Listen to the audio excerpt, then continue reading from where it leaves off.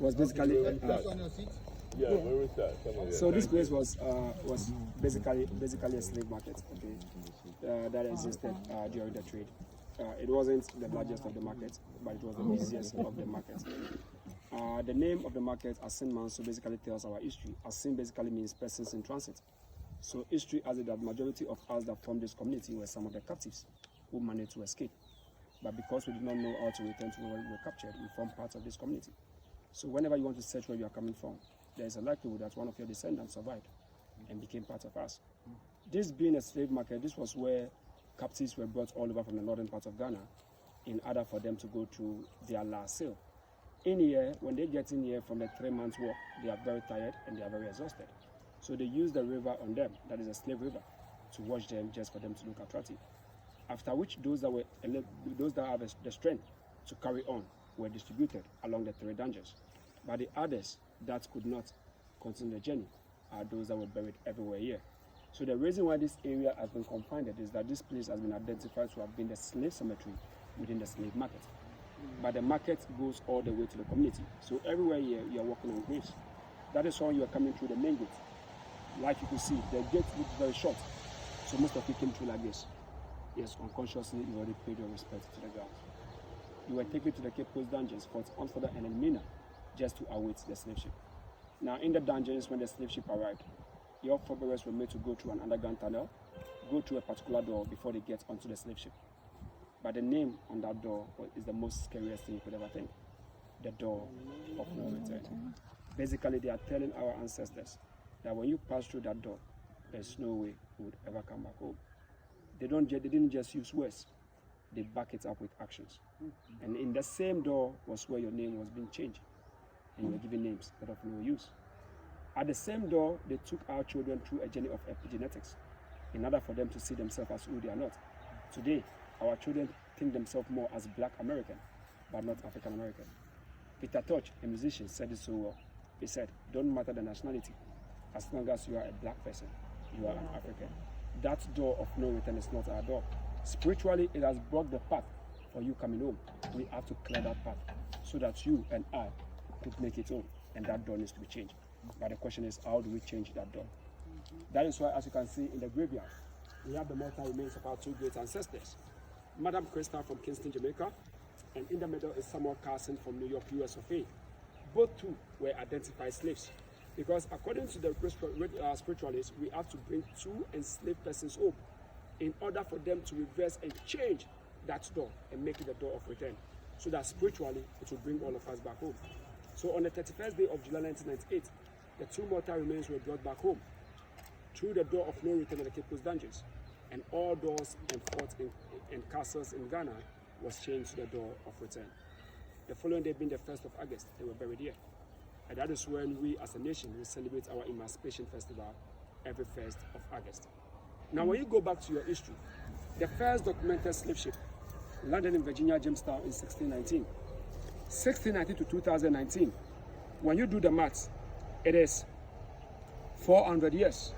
And this 400 years, it is a prophecy that the Bible said about us.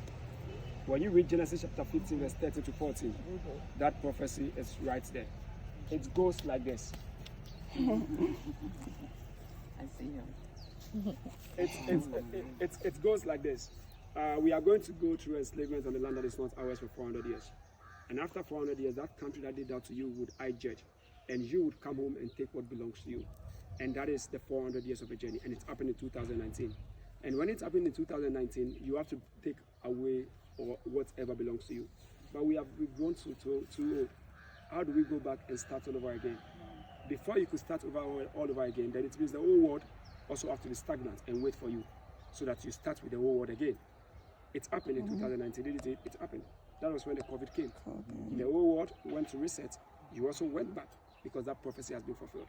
How were we able to come out?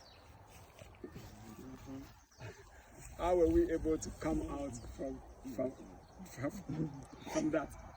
And that is when the Prime Minister of Barbados was coming on that day. She decided to have a representation over on this land. So she excavated most slave cemeteries. Every bones that she had, she brought all these bones together in a beautiful casket, all the way from Barbados on the 11th of November 2019. And that's the third tomb that you see over there. Immediately after the burial, people petitioned us that they also wanted to be buried here. The land is equally yours, so I can't say no to you.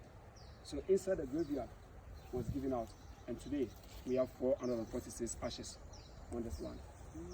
The trade was abolished in 1808. That is what they said, because the last ship even landed in 1866. So I don't know which 1808 that they talk about. And they tell you about slavery, that it was abolished in the US of A in 1865. British colony 1835, French colony 1846. But for me, I have never believed it has been abolished. Slavery has never been abolished, but I don't care what the Caucasian threw at me. I don't care. My worry is what I threw to myself. Because today, we have moved from slavery to chains and shackles to mental slavery. And that is what Bomani told us. We should emancipate ourselves from mental slavery, because none other than ourselves can free our minds. We're going to make a short walk to the river, the slave river. People see it as a slave river, but I don't see it as a slave river. I see it more than a slave river, because my ancestors spoke about it. Maybe they never had a chance to explain to us.